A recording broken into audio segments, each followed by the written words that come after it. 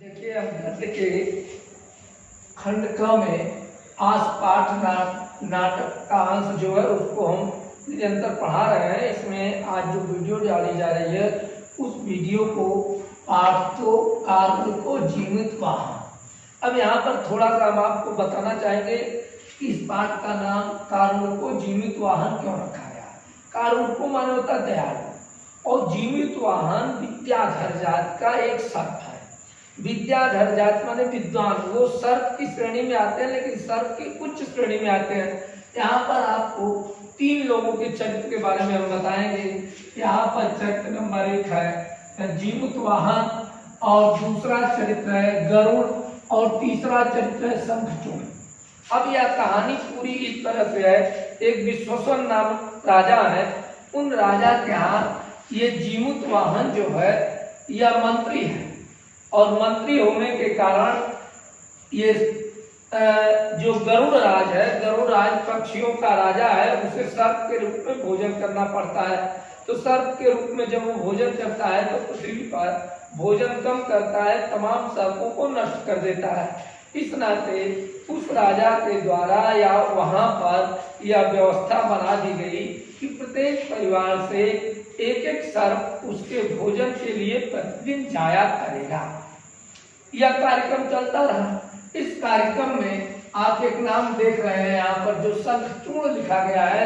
यह शंखचूड़ जो था अपने कुल परिवार में अपने माता पिता के अकेले संतान था, और एक दिन इसकी भी पारी आ गई उस गरुड़ पक्षी के यहाँ जाने के लिए। इसने यह तय कर लिया था। क्या कर लिया था, इसको जाना था, और यह थोड़ा दुखी हुआ था, और दुखी होकर के जीवित वाहन से यह बात किया कि मेरी भी पारी है इस दिन, और मैं चला जाऊंगा तो मेरा परिवार वंश यहीं से समाप्त हो जाएगा, क्योंकि मैं अकेला। ऐसी बात सुन करके यह जो जीवित वाहन है, जीवित वाहन के पिता का नाम जीवित केत है। जीवित के पिता है जीवित वाहन, उसका पुत्र है। ये राजा क्या रहता है, एक दिन राजा के बहाने घूमने के लिए समुद्र दर्शन करने के लिए, अब ये कहानी का शुरुआत होती है, करने के लिए समुद्र के यहाँ जाता है, और जो समय देता है उस समय में यह वापस नहीं आता है। जब यह वापस नहीं आता है तो उसी समय राजा अपने एक मंत्री को भेज करके जीवित वाहन का पता लगाना चाहता है। तो जीवित वाहन का पता लगाने के लिए जो मंत्री है वह जब पहुंचता है उसके जीवित वाहन के घर पर, और कहता है कि जीवित वाहन अभी वापस नहीं आया, आप लोगों को जानकारी है कहाँ है, कैसे है। उसी समय एक घटना घटती है कि जीवित वाहन जो चूड़ामणि, बाल में मणि जो पहना है, उस मणि को, उसके पहने हुए गहने को ऊपर से गिरता है, और ऊपर से गिरता है, मांस के कुछ लोथड़े भी गिरते हैं। यह देख करके जीवित वाहन के पिता घबरा जाते हैं, और परिवार के सभी लोग आ जाते हैं वहां पर। यह आशंका जताई जाती है कि जीवित वाहन की कहीं मृत्यु हो गई, और उस मृत्यु को देख करके, सुन करके लोग रोने और विलाप करने लगते हैं। तो उस समय वह चूंकि शंखचूड़ की जगह पर गया था, शंखचूड़ भी पहुंच जाता है पता तो, क्योंकि मेरे कारण वो अपने परिवार को छोड़ के गया। तो जब वहां जाता है और शंखचूड़ उस घटना को देखता है, चूड़ामणि गिरा हुआ है, मांस के लोथड़े गिरे हुए हैं, तो वह इस बात को कहता है कि ऐसा कभी होता है जब गरुड़ किसी सांप को खाता है, तो उस कंडीशन में या उस स्थिति में यहाँ पर ये गिरा है। इस नाते वह प्रतिज्ञा करता है, प्रतिज्ञा करके चल देता है, और उसके पीछे पीछे जीवित वाहन के पिता जीवित के, उसकी पत्नी और उसकी माता तीनों जाते हैं। जब गरुड़ के दरबार में पहुंचते हैं तो गरुड़ थोड़ा आक्रमण करके उसके वक्षस्थल को चीर देता है, और चीरता है तो जीवित वाहन उस समय भी प्रसन्नता पूर्वक खा रहा है। तो यह देख करके गरुड़ को बड़ा आश्चर्य होता है कि आज तक जितने मैंने सांपों का भोजन किया वो सारे सांप आने के पहले दुखी होते हैं और मारते समय दुखी होते हैं। इस समय या आने से पहले भी जिमुतवाहन प्रसन्न था, इस समय भी प्रसन्न है। यह किस जाति का है, इस बात को लेकर के गरुड़ पक्षी और जिमुतवाहन में वाद विवाद होता है। तब तक शंखचूर्ण वहां पहुंच जाता है। अभी इसके माता पिता पीछे ही हैं। शंखचूर्ण को देख करके जिमुतवाहन यह जान जाता है और वो कहता है कि मेरे हृदय पर या मेरे शरीर पर पूरा चद्दर डाल दो, क्योंकि माता पिता अपनी संतान को इस स्थिति में देख करके परेशान हो सकते हैं। ऐसा वह डालता है। तब तक माता पिता भी पहुंच जाते हैं और यह जान करके सारी घटना मूर्छित हो जाते हैं, गिर जाते हैं, विलाप करने लगते हैं। जब विलाप करने लगते हैं तो उसी समय वहां पर जिमुतवाहन की मृत्यु हो जाती है।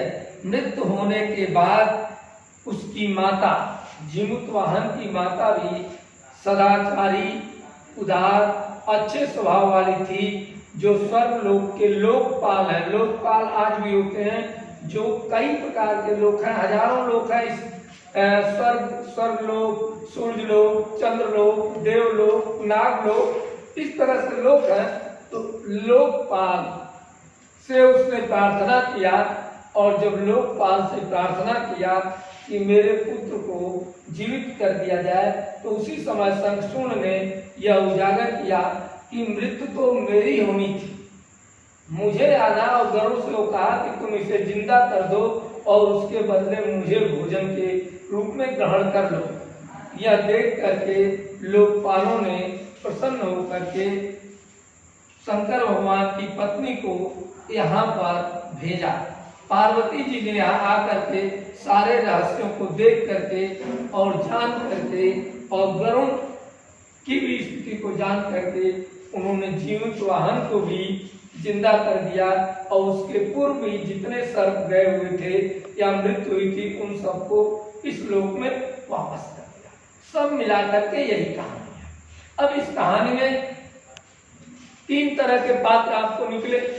अब जैसे जिमुतवाहन यह अपना जीवन दूसरे के लिए समर्पित कर रहा है। गरुड़ का चरित्र एक पक्षी के रूप में, गरुड़ देवलोक का पक्षी है, इसका भोजन सर्प है, तो इसका चरित्र अपने तरह से हो रहा है। और शंखचूर्ण जो परोपकार अपना जीवन बताने के लिए ये जिमुतवाहन के साथ कहा था, उसके बदले में वो अपना जीवन दे करके और जिमुतवाहन को जिंदा करना चाहता है। तो सब मिला करके इसमें इस चीज की सबसे अधिक प्रधानता है कि यह कहानी जो हमें शीर्षक देती है, इस शीर्षक से यह निकलता है कि त्याग और परोपकार हमें आना चाहिए। यह कहानी का अंश जो या नाटक किया गया है, यह बौद्ध ग्रंथ से संदर्भित है।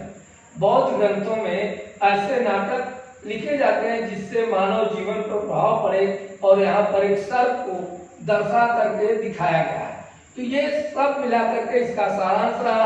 अब हम आपको बता देते हैं जिमुतवाहन का चरित्र। हमने जिमुतवाहन का बताया कि दूसरे के लिए अपना जान देने के लिए गया था। तो अगर जान देने के लिए गया था तो विनयशील था। हम दूसरे के स्थान पर जाते हैं, अपने ऊपर मृत्यु को, संकट को लाते हैं, तो इसका मतलब हमारे अंदर विनयशीलता है। दयालु था। दयालु इसलिए था कि वह शंखचूर्ण अकेला था, उसको लगा कि मेरे परिवार में और लोग हैं, मैं नहीं रहूंगा तो भी मेरा परिवार चल सकता है। इस नाते वह दया करके शंखचूर्ण को बचाने गया। परोपकार की भावना उसी से दिखती है। शंखचूर्ण के माता पिता के लिए मैं परोपकार कर दूंगा, उनका पुत्र जीवित रहेगा।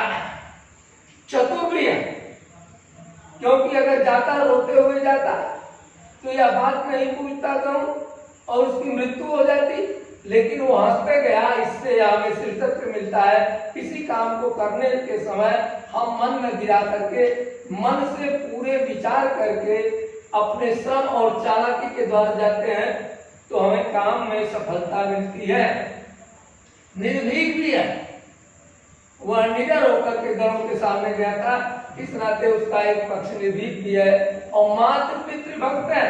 जिस समय उसका वक्षस्थल फटा हुआ था, उसको लगा कि इस स्थिति में माता पिता हमें देखेंगे तो उनकी क्या स्थिति होगी, इस नाते शंखचूर्ण से अपने शरीर को ढकवा दिया।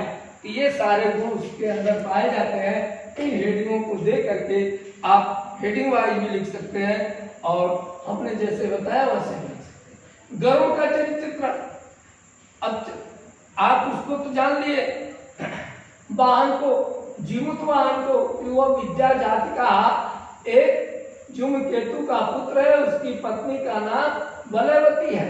ये सांप जात का है। विद्याधर माने ज्ञानी, उच्च कोटि का, केवल सर्प नहीं है, ज्ञानी सर्प है। और गरुड़ एक पक्षी है, गरुड़ का भोजन है, सर्प भोजन है, इसे भोजन करना ही करना है। लेकिन जब यह बात उसके समझ में आ गई गरुड़ के कि नहीं यह विद्याधर जात का है, दूसरे की जगह पाया है, तो गरुड़ के अंदर गुण है समझौता परस्त पक्षी। वह समझने के लिए तैयार रहता, मतलब इस बात को मान गया कि नहीं अच्छी बात है, इसको बच जाना चाहिए। गुणग्राही एवं भावुक, गरुड़ की यह विशेषता है कि दूसरे से भी गुणों को ग्रहण करके, और भावुक माने विचारों को सोचना, विचार समस्याओं पर, विचार पर अपना दान देना।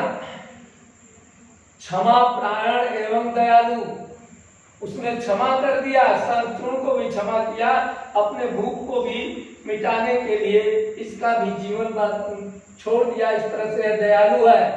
और पराक्रमी, गरुड़ के सामने जिसका भोजन सर्प है, वो चाहता तो शंखचूर्ण को भी मारता, इसको मारी डाला था और सर्पों को मार डालता, लेकिन वह पराक्रमी होते हुए भी पराक्रम का वही उपयोग करता है जहां उसकी आवश्यकता है। तो अगर पक्षियों में ये सारे गुण हैं तो हम मनुष्यों में भी आना चाहिए, इसका यही लक्ष्य है। इसी तरह से शंखचूर्ण का चरित्र, शंखचूर्ण नागवंशी है। नागवंशी माने नागवंश में उत्पन्न हुआ है। वह माता पिता का विशेष में है, अकेला पुत्र है। अब आप जानते हैं कि अकेले भाई होते हैं, अकेले बहन होती है, तो उसे परिवार में सभी लोग स्नेह देते हैं। तो चूंकि यह अकेला है, इस नाते उसका स्नेह माता पिता पर बहुत है। वह भी अपने माता, उसके स्थान पर जीमूत वाहन अपने आप को गरुड़ का हार बना लेता है। दोनों जीमूत वाहन को तो चला गया, लेकिन जीमूत वाहन को बचाने के लिए अपने माता पिता का स्नेही होते हुए भी वह कहता है कि मुझे आहार बना लिया जाए। शंखचूर्ण को बहुत दुख होता है कि मेरे कारण आज जीमूत वाहन के माता पिता को इतना कष्ट पहुंचा। वह एक सर्प नागवंशी है। अब देखिए, एक सर्प है, नागवंशी है, जिसे विष है, डस ले, लेकिन व्यवहारिक जगत में उसे अगर देखा जाए तो उसके अंदर हृदय है, और हृदय के कारण उसे बड़ी व्याकुलता होती है। ये परोपकारी दयालु विद्याधर है। यह सांप होते हुए भी यह परोपकारी, अरे भाई चलो मर गए, हमसे क्या लेना देना, लेकिन यह उसको बचाने के लिए पूरा प्रयास करता है। और इस प्रकार माता पिता भक्त आज्ञाकारी और सहृदय प्राणी है। तो ये हो गया इसका चरित्र। अब पाठ के अंत में जैसे हमने कल बताया था, उसी तरह से कुछ प्रश्न दिए गए हैं। उन प्रश्नों का उत्तर हमने श्यामपट पर लिख दिया। जीमूत वाहनस्य वर्तमानेषु महाराज विश्वनाथ प्रत्यार समुद्र बेलम प्रेषद। वर्तमान समय में प्रत्यार मनो मंत्री जीमूत वाहनस्य वर्तमान जीमूत वाहन वर्तमान समय में महाराजा विश्वनाथ वसुना क्या, वो प्रतिहार मंत्री था। वहां से कहा गया था, समुद्र बेलाम के स्तर, समुद्र का दर्शन करने के लिए गया था। जीमूत वाहन, जीमूत केतु, जीमूत वाहन कौन था, आपसे दान पूछ लिया जाए। जीमूत वाहन कैसे थे? जीमूत वाहन, तो ये ध्यान रखिए, जीमूत वाहन जीमूत केतु का पुत्र था और वो विद्याधर वंश का था। और इस तरह से इसका उत्तर हो गया। जीमूत वाहन से पितृनामा जीमूत केतु आशी। वही प्रश्न ऊपर नीचे है, दोनों। जीमूत को किसका पुत्र था? जीमूत क्योंकि पिता का नाम क्या था, तो वही हो गया उत्तर। संचूर्ण एक नागा आश्रित, संचूर्ण का आश्रित, ये प्रश्न आता है था, तो एक नागा आश्रित। जीमुत वाहन फणिना प्राणानाम परिच्छितुम गुरत में स्व प्राणानाम परितत्वानि। जीमुत वाहन परोपकार के लिए और दूसरों की रक्षा करने के लिए गुरुमते स्व प्राणान परितत्वानि, अपने प्राण को अर्पित कर दिया। जीमुत वाहन ने दूसरे के लिए अपने प्राण को आहुत किया। क्यों ऐसा उसने किया, तो दूसरे की रक्षा की। फणिनाम प्राणाम परिरक्षक, प्राणों की रक्षा के लिए। गरुड़ेन विद्याधर जीमुत वाहन व्यापिता, गरुड़ विद्याधर जीमुत वाहन से